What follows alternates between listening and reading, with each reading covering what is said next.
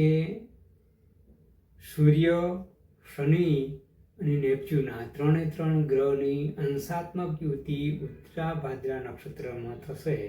તે 18 થી 23 સુધીનો જે સમય છે તે વર્તમાન પરિસ્થિતિ માટે, જે ઇઝરાયલ અને ઈરાન વચ્ચે ચાલતા યુદ્ધ માટે સૌથી ભયાનક રહેશે.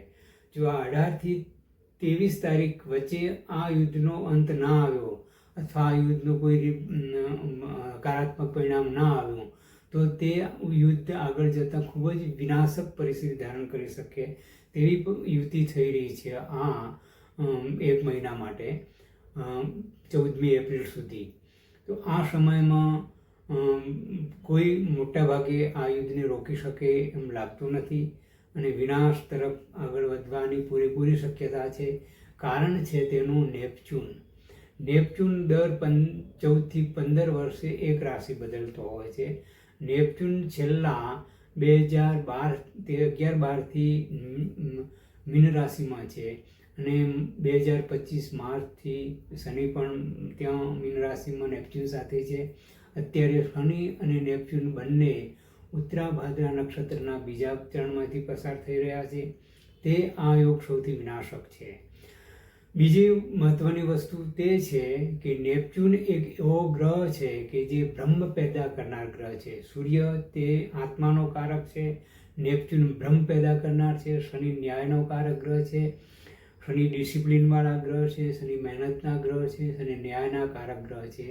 જ્યારે સૂર્ય સરકાર, સત્તા અને આત્મા જેને કહેવાય તેનો કારક છે અને નેપચ્યુન બ્રહ્મ ફેલાવનાર ગ્રહ છે, કાલ્પનિક ગ્રહ, વાતાવરણ પેદા કરનાર ગ્રહ છે.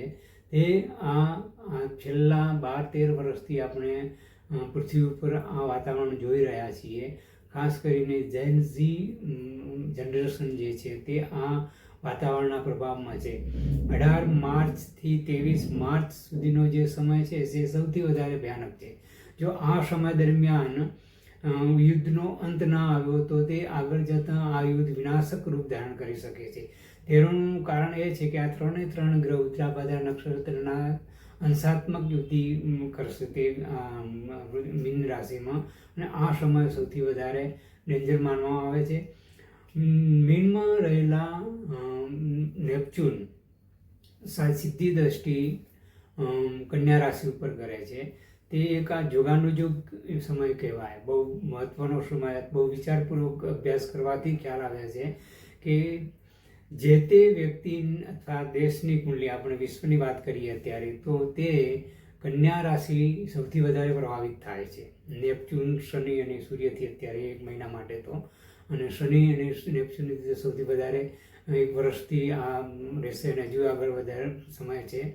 તો આ રાશિ, કન્યા રાશિ સૌથી વધારે પ્રભાવિત થાય છે. ઇઝરાયલ અને નેતન્યાહુની કન્યા રાશિમાં નેપચ્યુન છે અને ત્યાંથી સામેથી જ નેપચ્યુન પસાર થઈ રહ્યો છે.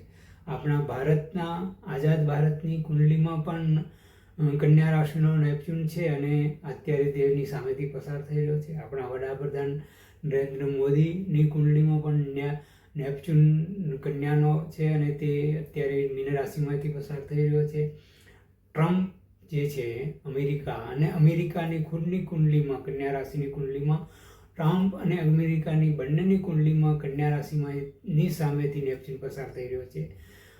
પુતિનની પણ કુંડલીમાં નેપચ્યુન કન્યા રાશિમાં છે અને તેની સામે નેપચ્યુન પસાર થઈ રહ્યો છે અત્યારે છેલ્લા 10-12 વર્ષથી, 2012થી.